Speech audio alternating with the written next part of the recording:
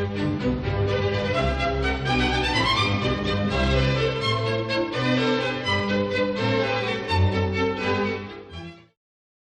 everybody. Adrian Fuentes here. Did you know that the Democrats of Greater Tucson has a website, thedgt.org, and if you subscribe, it's only 20 bucks.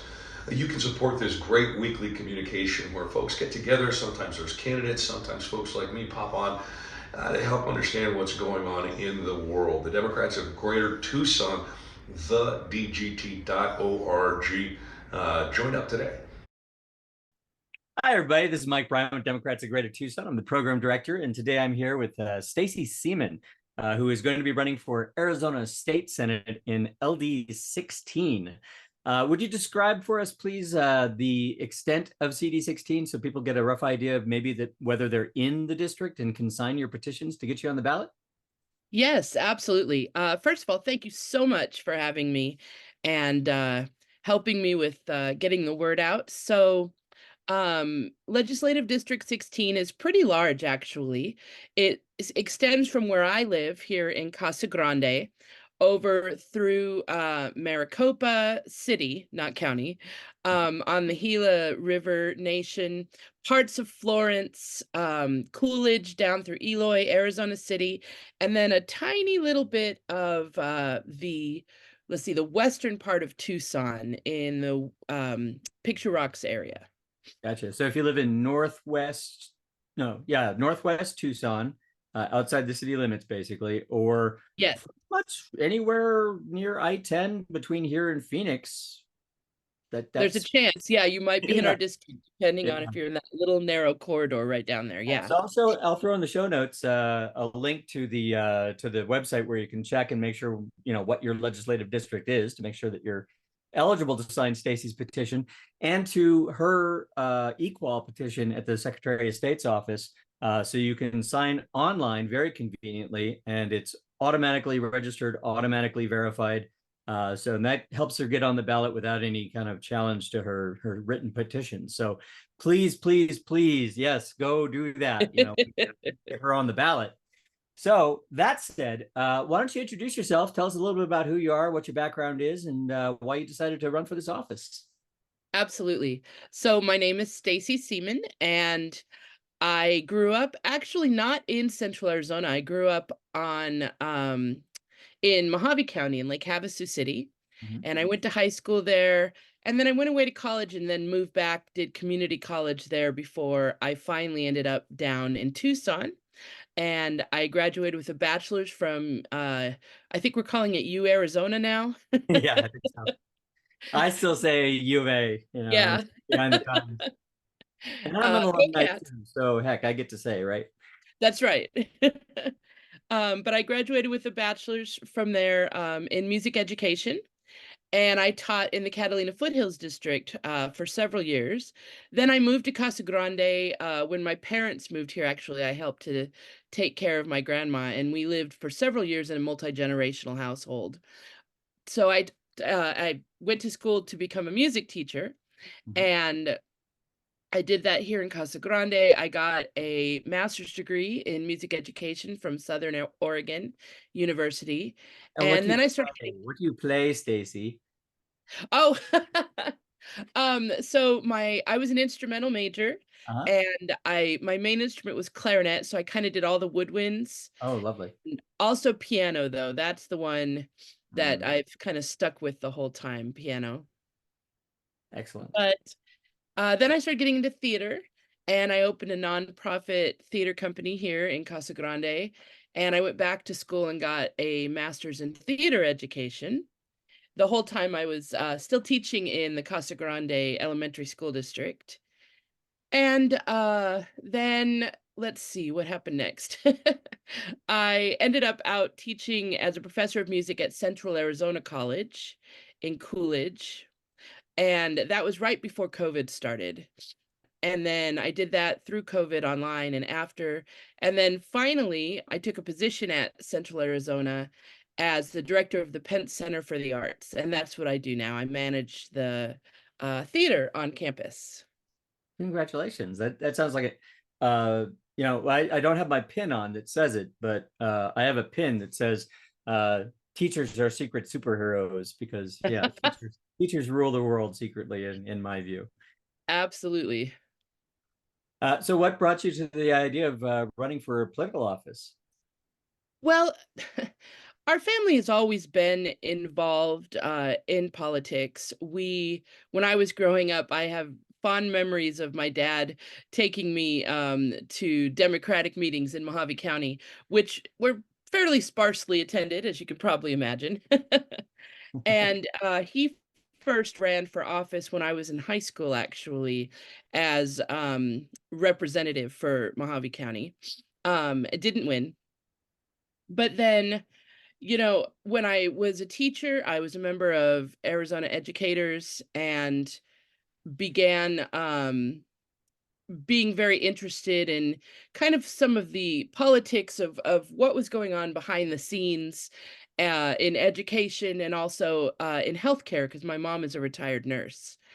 Then 2 years ago, my dad, Keith Seaman, ran for political office. He ran and was elected as a representative in the Arizona State House. And doing that whole process with him, understanding how you run and kind of what's behind it, it really got me thinking that that it was something that I might want to try someday. That it was seeing my dad, who, everybody's dad is just their dad, um, being really successful at the whole process behind it and going to the state house and being able to have a voice. Mhm. And I just started realizing that whole idea of, by the people, for the people, and I'm one of the people. Indeed. And I do, I figured it was time I put my money where my mouth is. Yeah. And you teachers and the kids that you instruct are one of the most impacted populations by what Mm. our Arizona state legislator does.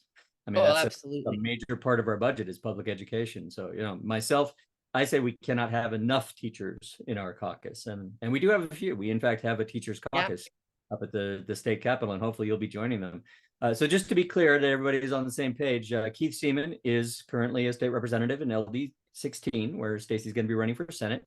And that is certainly an advantage to have the voters of District 16 recognize that last name and recognize, at least the fact that, maybe you guys are related. Yeah. And And it's been really impactful as well to, as I said, watch my dad, do this and kind of learn all about it. I feel like going into this, I already have an insider's viewpoint of what that's all about.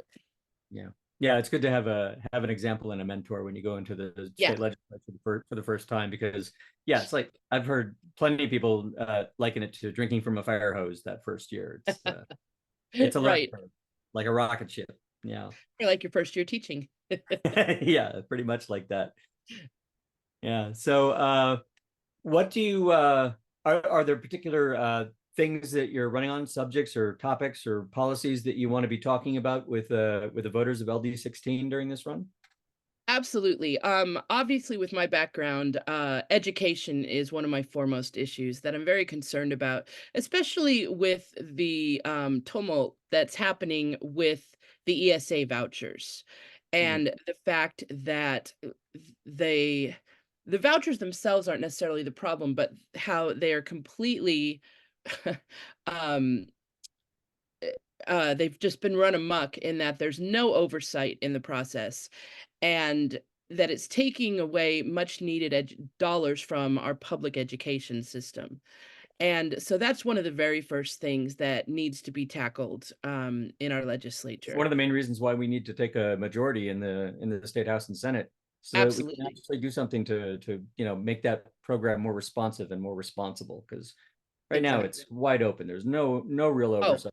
It's open yeah, to fraud and abuse. it's just crazy. And again, it's unfortunate because the program itself and the way that it was first developed, actually, it's not a bad program. It's Mhm. just the way that it's been run, well, or misrun, I guess, mismanaged, it just completely wipes out any of the benefits that were inherent in it when it was first, established.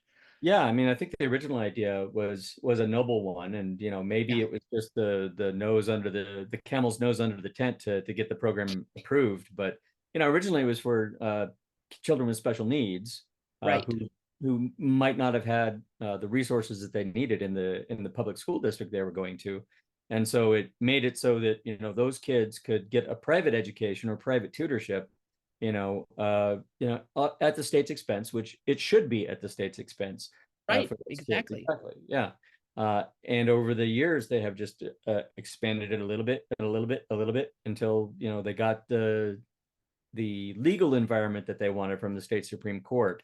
Right. Because I don't know, a lot of people may not be aware of this, but it is actually unconstitutional for the state to directly fund private education. But they have made enough exceptions and workarounds in state law over the Yeah. years that they felt comfortable that they were on solid legal precedential grounds to pass this kind of free and open and absolutely unrestrained program that, in my view and in the view of a lot of others, actually violates the Arizona Constitution. But whether or Yeah. not the state Supreme Court, which is packed with people who are obviously very right wing and very supportive of private education and parochial education, may feel otherwise, despite the plain language of the Arizona Constitution. So that's kind of where we stand now. Yeah, it's a really unfortunate situation, I think, is one of the very first things that has to be addressed when we flip the legislature. Absolutely. And I think the vast majority of Arizonans, including a lot of Republicans and a lot of independents, really agree with us on this matter. Yeah. But oftentimes they don't have a choice because they don't have competitive races in a lot of the Right. most red districts. And can you describe briefly for the folks how it looks in your district? What's the chance of the likelihood of success in this race? What's kind of the voting balance now between Dems, independents, and Republicans in your district? Well, it's interesting because our district was one of the ones in the redistricting that happened a couple of years ago that was actually a little more favorably impacted because we did pick up this little portion of Tucson, which is kind of overwhelmingly Democrat. And it changed our races. So now we're almost an even split, third Republican, third independent, third Democratic. Whereas before it was so much more heavily leaning on Republican. And that's one of the reasons why in 2022, my dad was able to be elected to the House of Representatives.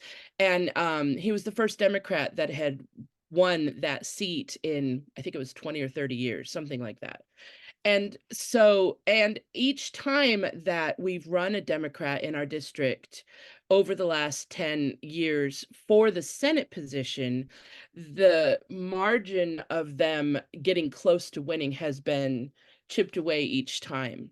Yeah. And we really think that we have a shot this year at that margin tipping over. The incumbent for our district he's I mean, I hate to say a career politician at this point, but he has been going back and forth between the legislature and the Senate for the last 12 years. Yeah, it kind And of destroys the intent of term limits there to flip back and forth. exactly, Which, exactly. if you're a fan of term limits, it should certainly annoy you. I mean, myself, I'm not a fan of term limits. I think the voters are the ones who Yeah, should be in people's terms in office. But nonetheless, it is the law in Arizona. right. And finding that loophole, it's like either it should be or it should not be, but being able to find a loophole in between Yeah, sometimes seems a little it's dodgy. Yeah, dodgy. absolutely. That's a good word for Yeah. it. So what else concerns you right now, and the most important and urgent issues that you're going to be talking to voters about when you're out in the field? Well, in our district, especially given here in the center part of the state, and being that we are rural agricultural, water rights, of course, is a huge issue Yeah. here in central Arizona, especially also, of course, with the Central Arizona Project, Mhm. excuse me, for water. And, one of the things that's recently come up in the legislature is the the idea there was this sorry, I'm trying to remember exact wording of it. There was a bill that was put forward in 1980 that made it so anybody who wanted to develop anything in the state of Arizona had to ensure water rights for 100 years. Yeah. And that's been starting to be challenged, and it just doesn't make any sense at this time, uh, with more increased building and more increased people moving to the valley and to Arizona, to actually pull away from, by all accounts, what has been a very successful measure. I was reading, when I was doing some research into this issue, that even though the population of Arizona has grown 500% since 1980, um, the use of water since they put that provision in place has actually decreased by 3% in that same amount of time. Yeah. So it's a sign that it's working. So why, again, pull away from something's working? Now, there are some issues with the rural part of Arizona and ensuring that the water rights are going to the rural farmers in the way they need to, but that is a separate issue, and it doesn't have anything to do with this trying to pull away from the 100-year insurance of water. So that's something I think that's really important, that's going to be coming up in the Yeah. next term. Yeah, I know that there's a lot of concern amongst rural water users, especially farmers, about, depletion of our groundwater supplies because, Right.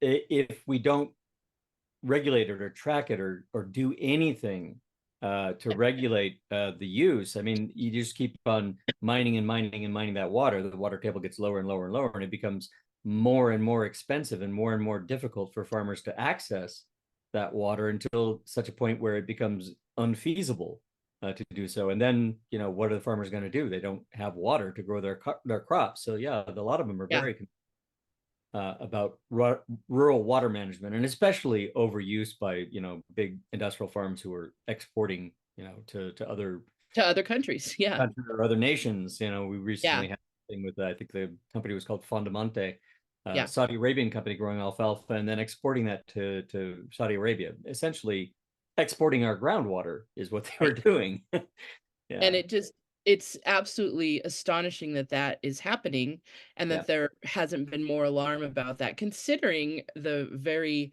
fragile state of our ecosystem and, pooling of water. Yeah.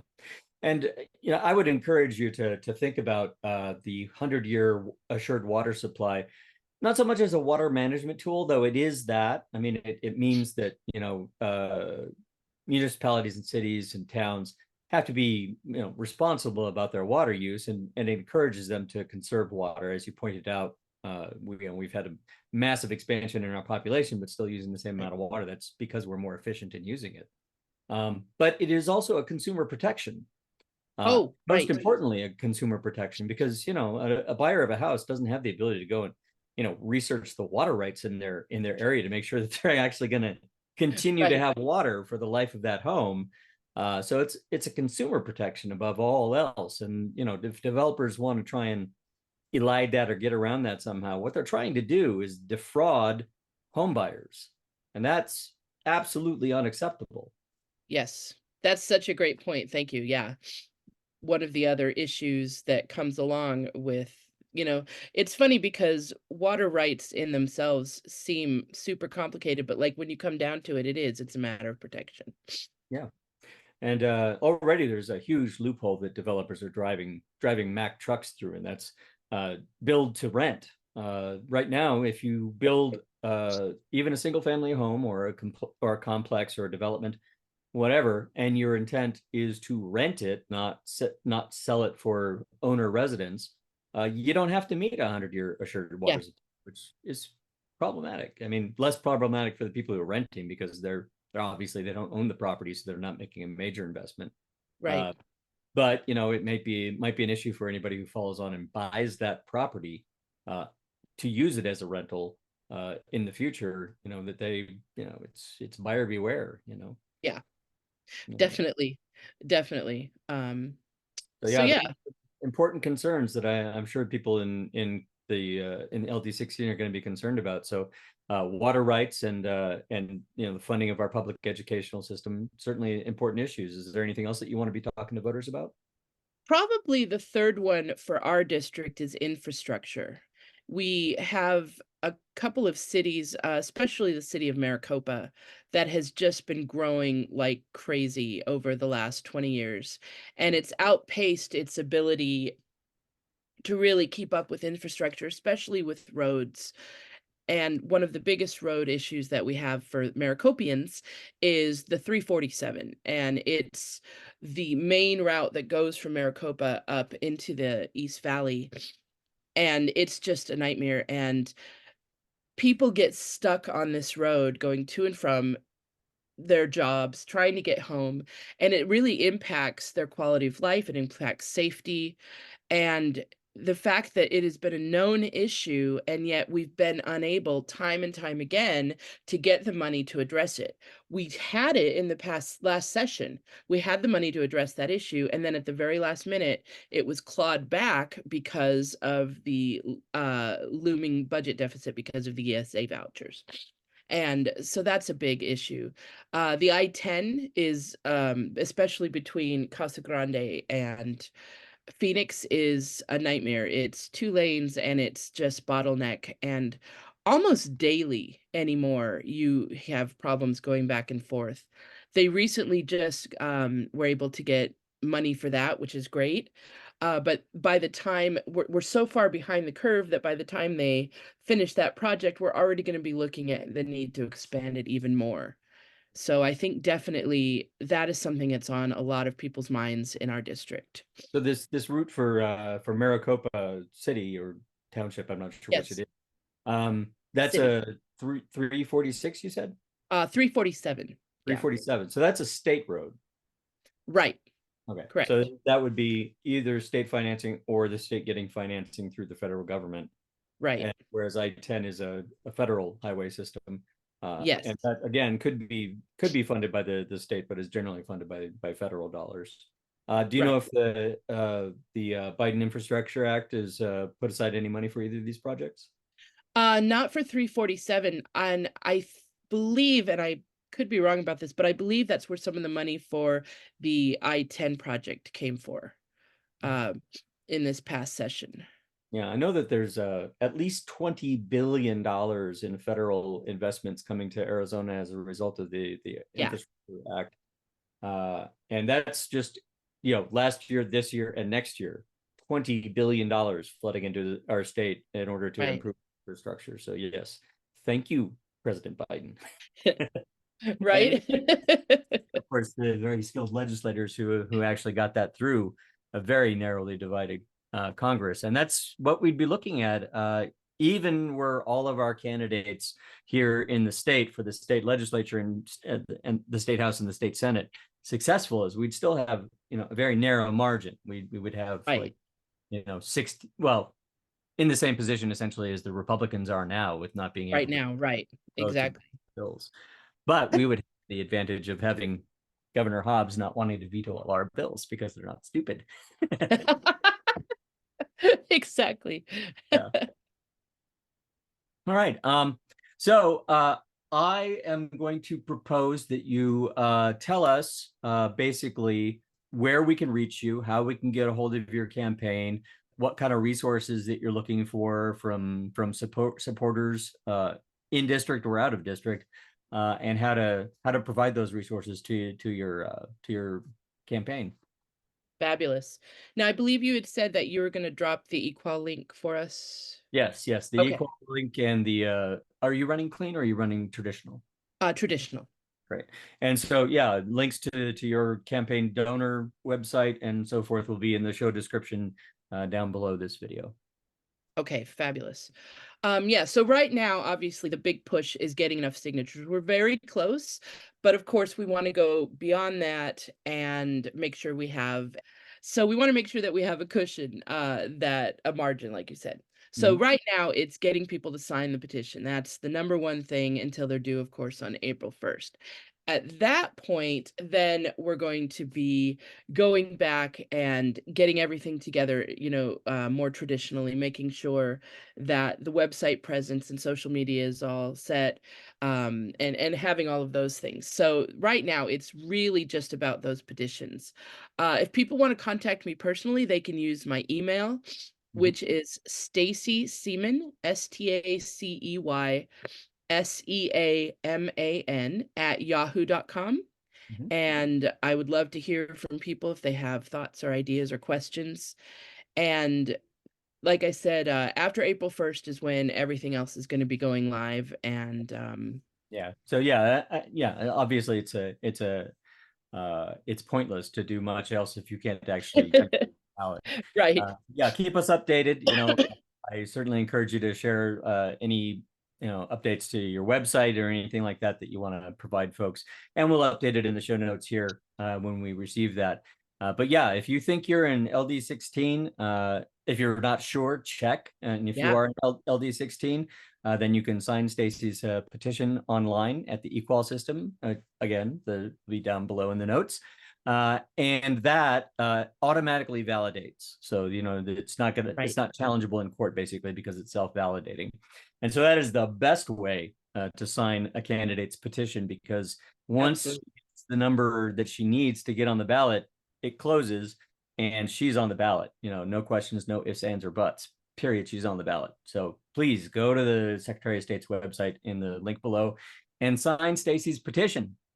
So I want to thank you so much for joining us here this evening, Stacy, and sharing your views and the announcement of your campaign. I wish you the best of luck, and let's get you on the ballot so you can talk to those voters of LD16 and turn Arizona blue for us.